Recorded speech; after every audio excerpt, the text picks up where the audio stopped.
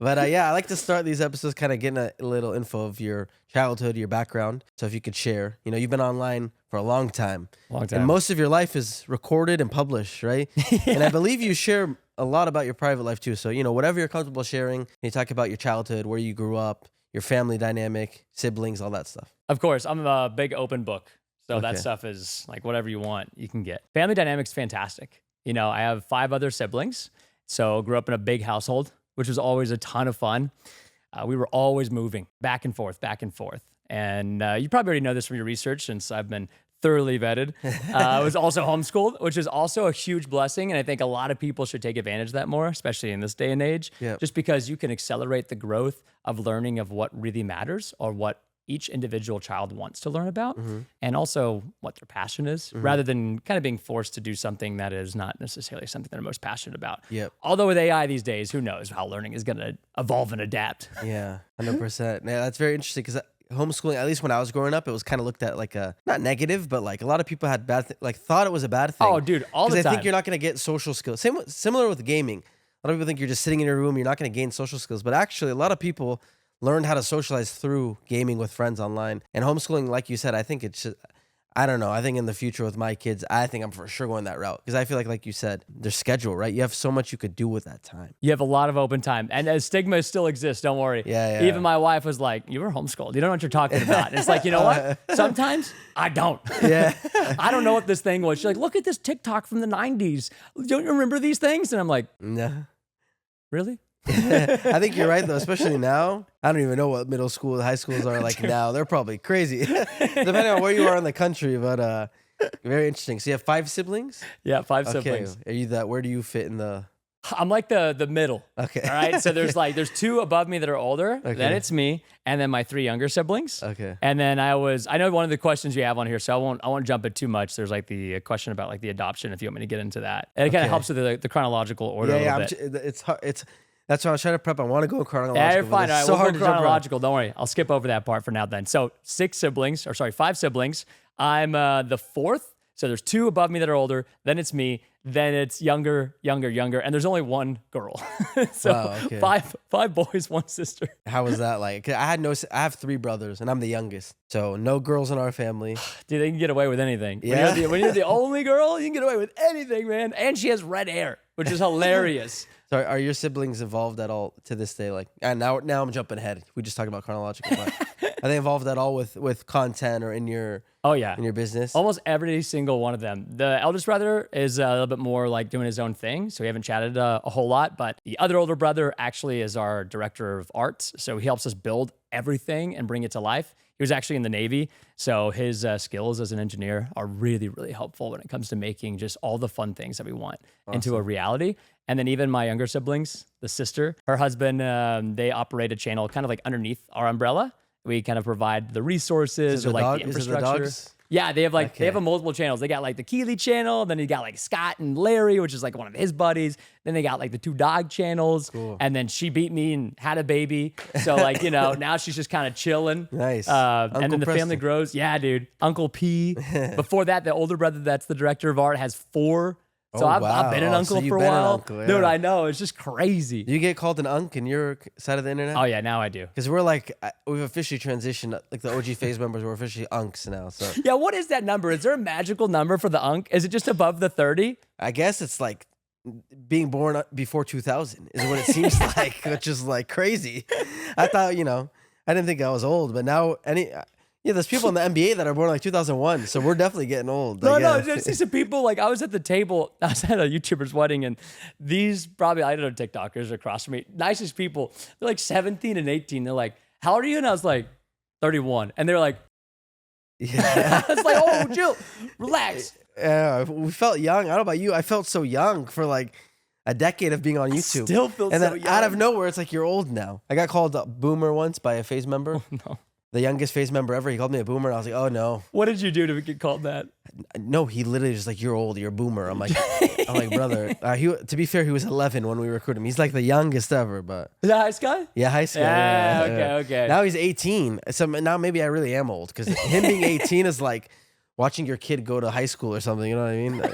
It's weird. We're old. We're old. Yeah, it feels good though. So growing up with so many siblings, I'm sure your house was crazy. I'm sure there's stuff going on at all times. All the time. We lived in motorhomes on like my grandparents' property. They had a really, really cool program where they would help kids with special needs through horseback riding. So I was on the ranch. I was taking care of the horses. That was a lot of fun. Okay. Teaches you, how to have good character. Yeah. Discipline, work ethic, stuff like that. That's maybe taken for granted these days. Yeah. Some individuals. That's really cool. You got to like watch over the horses? Oh yeah. I mean, I just watch, but like go feed them, go take them out to walk, take them out to run. When you're picking up the hooves and you're like picking out all the cud and then you're putting taking the horseshoe off, putting it back on. Wow. You learned all that. Oh yeah. It was a blast. To this day, do you have like farmland? Do you have No, horses? I actually am a city boy. I'm a city boy. So you're not gonna go back? It's not in the plans? It's not in the plans. No, it's not in the plans. I look like it's great. Go out and there visit, but it's like I want to live in the city and then maybe go visit the country. Yeah. But there's a lot of great things about it. Nothing like having great air quality and just like open fields. Yeah. When you just want to really relax. Yeah. So you said it was in what was it, a motorhome? Yeah, we lived in a motorhome on our parents' property. Actually, it was an RV, and then I burnt it down on accident when I was 4. You burnt down the RV? I burnt down the whole RV, man. My dad, he loved French toast, and I was like, oh my gosh, I want to make him French toast. So like, back in the day, when you had like a gas burner, you had to light it yourself, at least in this RV. So I lit a match as a 4-year-old, and I don't know, guess I watched dad do it. I lit it, great. The whole RV burnt down. And then I just threw it away in the trash. My 4-year-old Preston was a little smooth brained. Yeah, you're 4. Bringing dad the French toast up at like the main house where my grandparents lived, and then they're like, "What is all that light?" Oh no! And then they're like, "Why is the RV on fire?" Oh no! I was like, thankfully no one got hurt. No, nobody got hurt. Oh my gosh! Just a great story. I forget about that one sometimes. You mentioned that was a program with the horses to help kids with special needs. Is there someone in your family or? No, it's actually just something that I guess my grandfather and grandmother at the time were feeling really compelled to do. They did it on their property. Yeah. Amazing. Yeah. So they were always big into ministry, and, faith is huge in our family. I know it's big in your family too. Yeah. And so there's just something they felt really called to do. They were like, cool, let's use what we love to do when it comes to the ranch and having livestock, and how can we use it for a positive impact? That's amazing. So that was a big inspiration growing up. Yeah. I mean, that makes sense, seeing what you did in your career, raising money many times and doing charitable stuff. I think the roots came from your grandparents and your parents. Everything does. If you have good parents or grandparents, or even like a mentor or older sibling, cousin, you name it, you have such a big advantage in this day and age. It's unreal. Yeah, I think to your point, even a mentor for people that don't, like, it's so important to find somebody you can lean on to get advice in life. Because for myself, thankfully I have a great family too, but there's things, my dad came to this country in his mid-20s. So like there's things in business and stuff he can't help me out with. We're going through all these things and building phase and stuff. You realize later, like, oh, you need guidance. You need it, especially as a young kid. So, oh yeah, it's really great. I know you've volunteered. We're just talking about like church and stuff too, to give your time to people that need it. So that's really cool. So outside of your childhood, a lot hectic on the ranch. You're homeschooled, so you had a little and that's free at time. the beginning. Then also, I'll go and mention this. We shared homes with families too.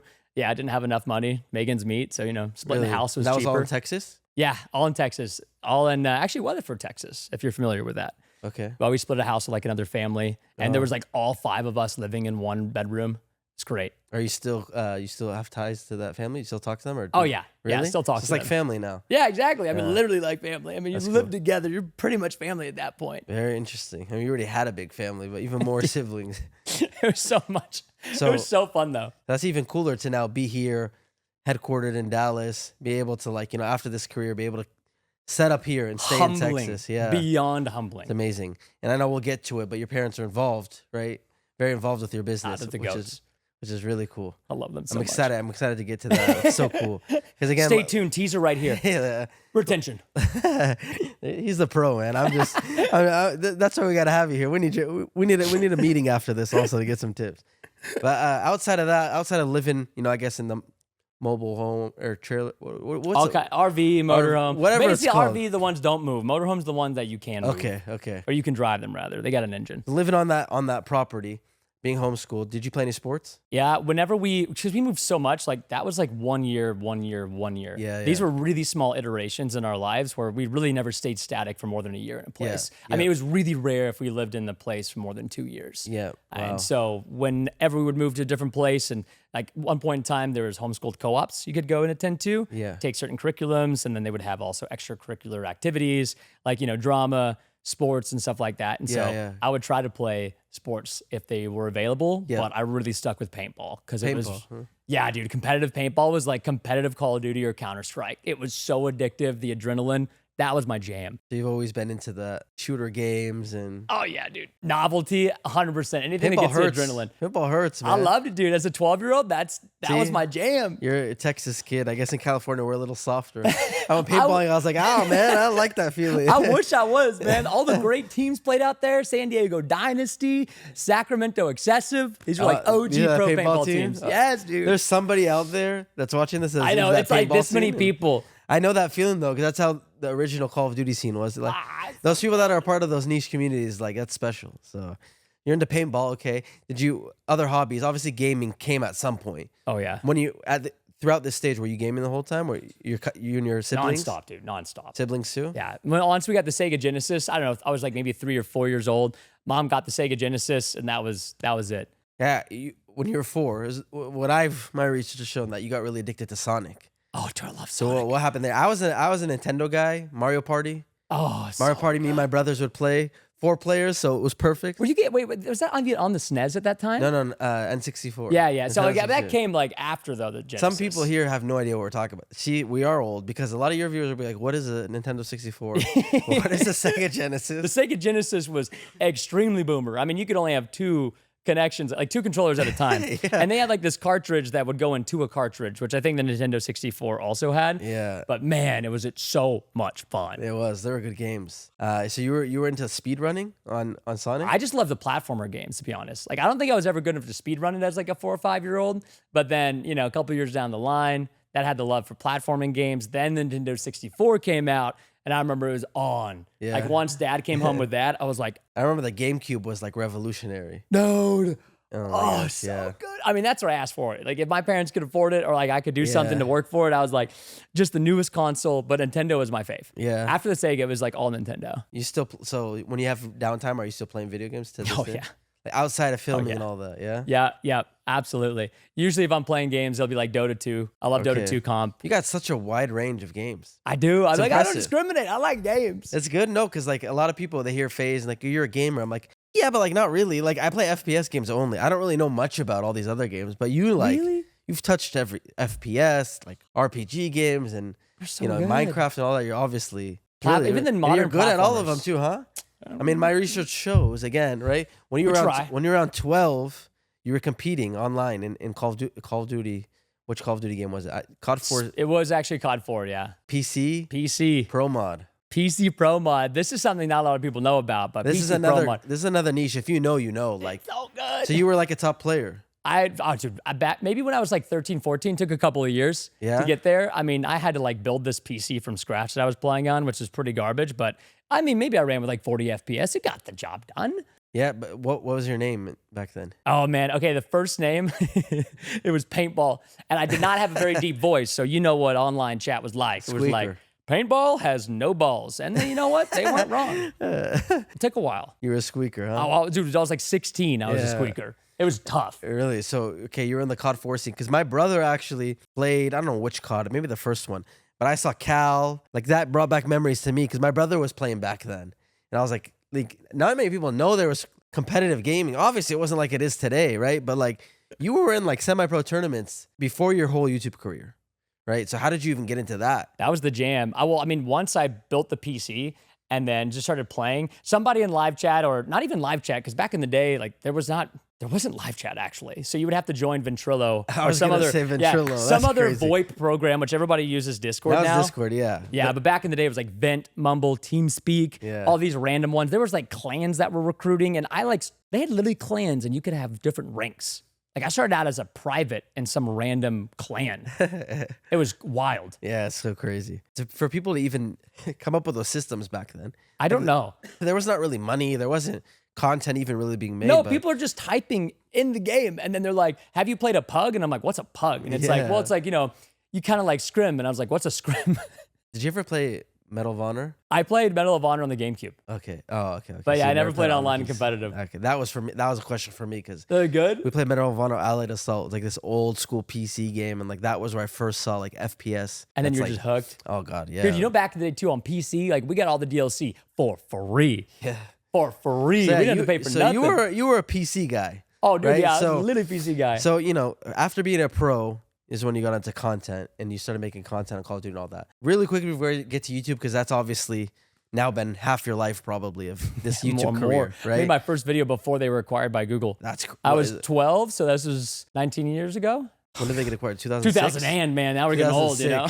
See, a lot of these guys maybe weren't even born back then. It's just crazy. It was just a RuneScape video, So, you know? so growing up, I'm assuming you like you just said, you were saving up money for PCs and stuff. So I know you had some jobs before, because a lot of it, like myself, I was 14. I never had a job before YouTube. Thankfully, I think I got some of the understanding of, like, I understand how, you know, blessed we are to be able to make money on the internet. Because my dad was a car salesman, working 12 hours, 6 days a week. Like, I saw the grind. My parents lived paycheck to paycheck.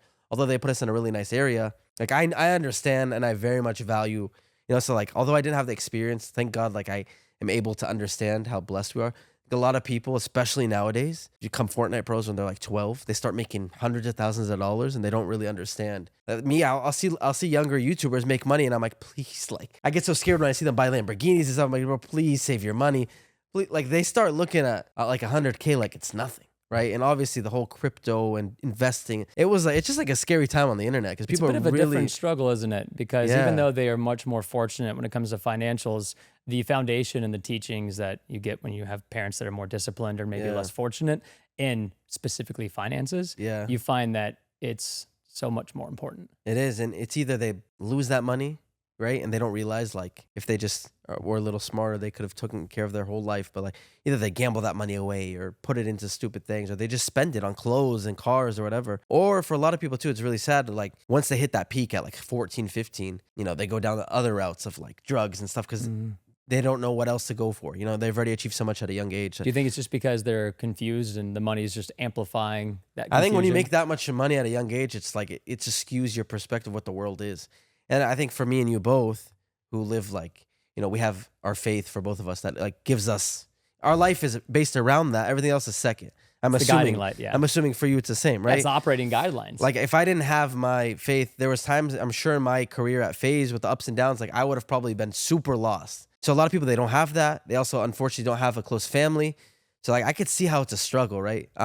For yourself though, growing up with both those things and also working jobs, what are some of the jobs that you had and how do you think that impacts you, you know, beyond having a great family that already taught you those? Dude, anything to make money, man. I mean, literally anything. All right, maybe not anything. Let's just go in. Let's get it. Let's rephrase that a little bit, okay? Yeah. Like mowing yards, right? Like 12 years old, knocking on doors, making the worst flyers ever.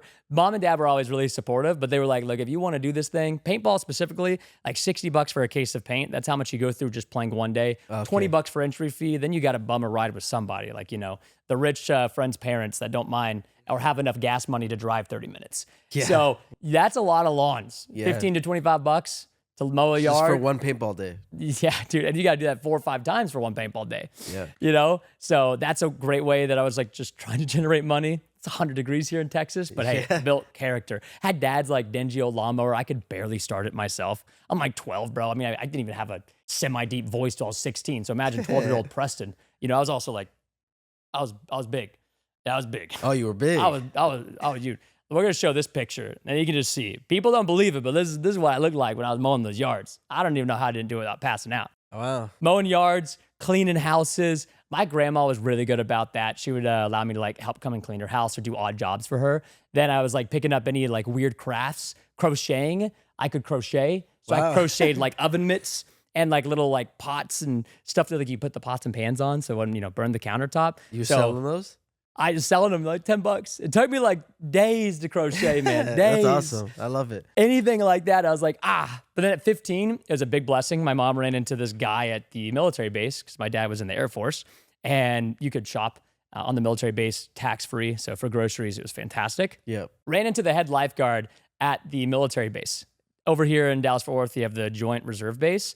So he was like, all right, cool. How's your son? He's 15. Yeah, I can give him a job, but he's got to get certified. And, so big old Preston over here, like, oh my gosh, I got to swim how many yards? You became a lifeguard. I became a lifeguard. How was that? I mean, anytime I've seen a lifeguard, they're just sitting there. No, yeah, no, I mean, hopefully you don't have to. You don't have to get in the water. But did you have any stories where you had to jump in? Oh yeah, I did. Oh yeah, there was a couple of kids I had to jump in and save. Because most of the time the pool in the lap area was usually like the big dudes in the military. Like they're vibing, right? Yeah. But then there's also like a lot of families. Kids. Yeah, exactly. And these little derp turkeys are just jumping in the deep end. It's like 12 feet, and you're just like, bro, again. You have to blow Splash. the whistle. Oh yeah, dude. It's like, there he is. There's Johnny again. Second time this week, drowning again. That's so funny. I offered to give him swim lessons, but that's so there funny. we go.